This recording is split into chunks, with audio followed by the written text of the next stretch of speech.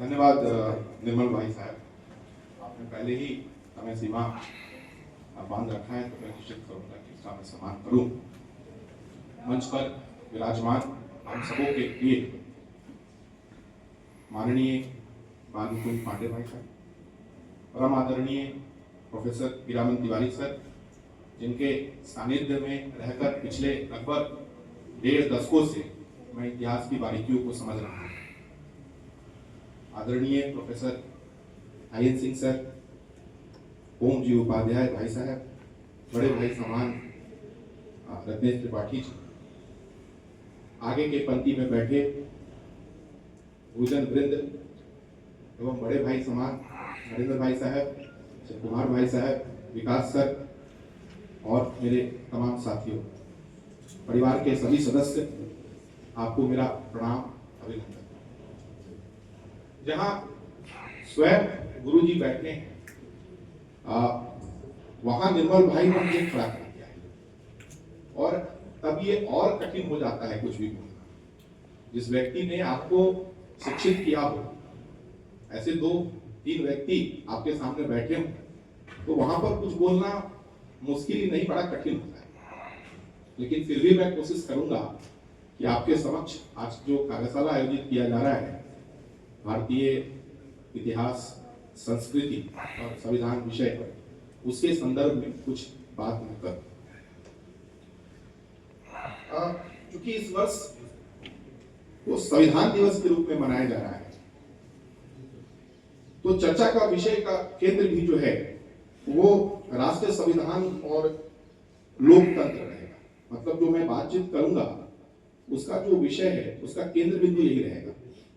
क्योंकि जब कार्यशाला के आयोजन के संदर्भ में एक बैठक हुई थी, तो वहां पे ये विषय तय किया गया था, क्योंकि आगे युवा इतिहासकार में भी इस विषय पे हम लोगों को काम करना है और समझ विकसित करनी है।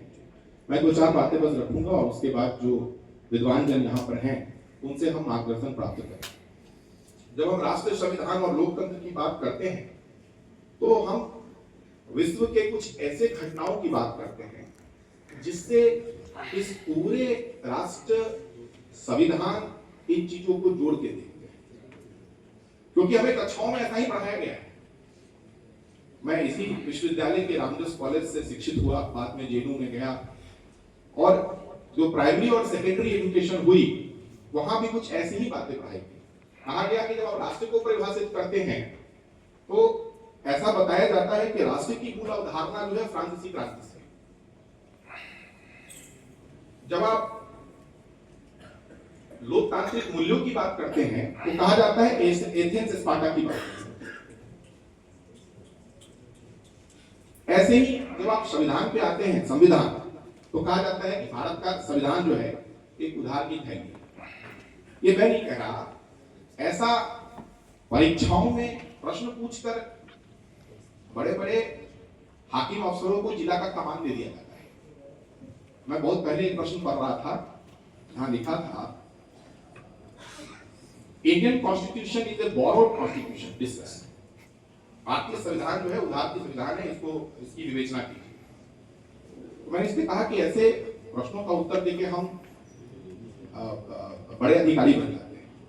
लेकिन मूलतः विषय क्या है? विषय है कि जब ऐसी बातें हम करते हैं, ऐसी सोच रखते हैं, ऐसा लिखते हैं, ऐसा पढ़ते हैं, ऐसा बताते हैं, तो विषय ये होता है कि कहीं ना कहीं हमारे चिंतन में, हमारे लेखनी में, हमारे समझ में भारतीय दर्शन की कमी है।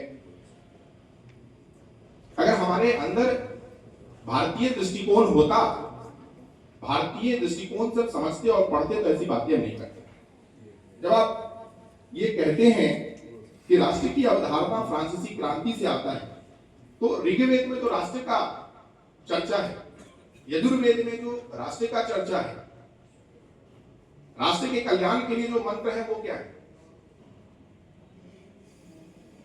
अगर राष्ट्र की अवधारणा फ्रांसीसी क्रांति से है, तो चाणक्य का राष्ट्र क्या है?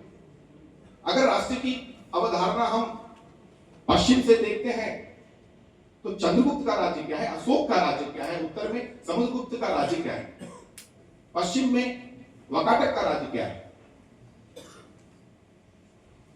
उधर पाल शासकों का राज्य क्या था, दक्षिण में चोल चेर पांड्य का राज्य क्या था,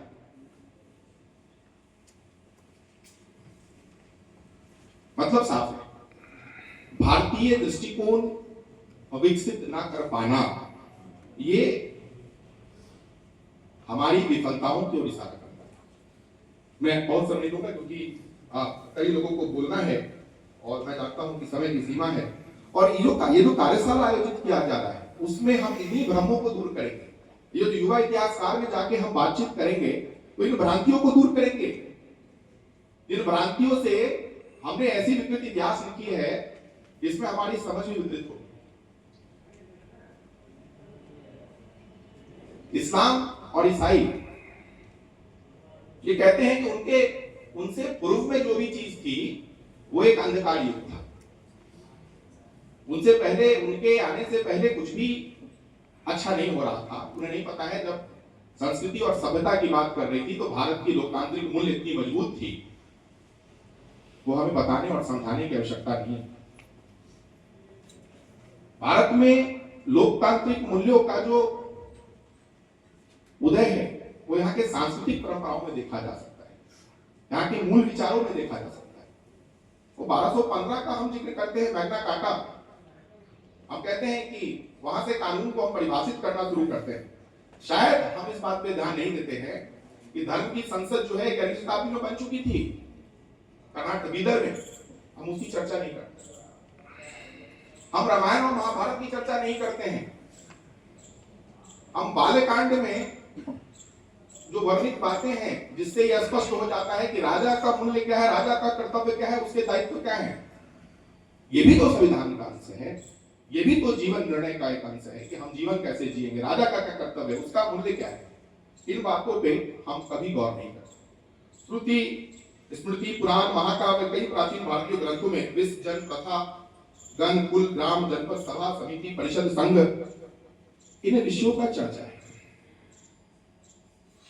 ये वही विषय है जहां से लोकतंत्र निकल के आ रहा है।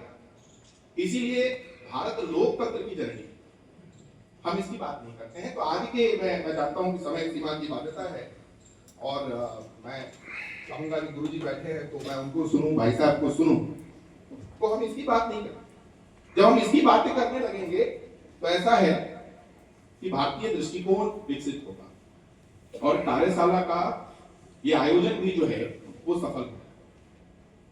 मैं अभी सर के साथ, हीरामन सर के साथ भी एक विलियम डैरेपल की एक पुस्तक का विमोचन हो रहा था, the golden road, how ancient India transform the world. गुरुजी वहां पे थे, बातचीत हो रही। मैंने पुस्तक को वहां पे लिया, उसका 2-4-5 पेज मैंने भी पढ़ा है क्योंकि कल ही उस पुस्तक को लिया है परसों।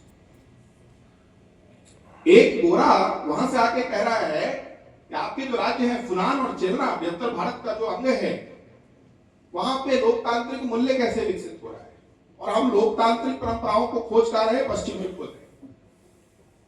था ना, फुनान साम्राज्य जो है दक्षिण पूर्व का पहला हिंदू साम्राज्य था, चेलना और कई ऐसे साम्राज्यों में प्रारंभ की बात कर रहा हूं। तो जब तक ये पाश्चात्य संस्कृति हमारे ऊपर हावी रहेगा और जब तक इस दृष्टिकोण से हम समान इतिहास को देखेंगे तब तक विकृतियां ऐसी ही रहेंगी। तो आज समय आ गया है कि ऐसे कार्यशाला के द्वारा हम अपनी समझ को बदलें, उसको विकसित करें, उसको एक नए रूप से सोचने पर ध्यान दें। मैं अपनी वाणी को यहीं पे समाप्त करूंगा क्योंकि मेरे सामने कई विद्वान बैठे हैं जिन्हें सुनना मुझे ज्यादा पसंद है बजाय उनके सामने बोलना। आपने मौका दिया, आपने सुना, इसके लिए आपका हृदय से आभार। भारत माता की जय।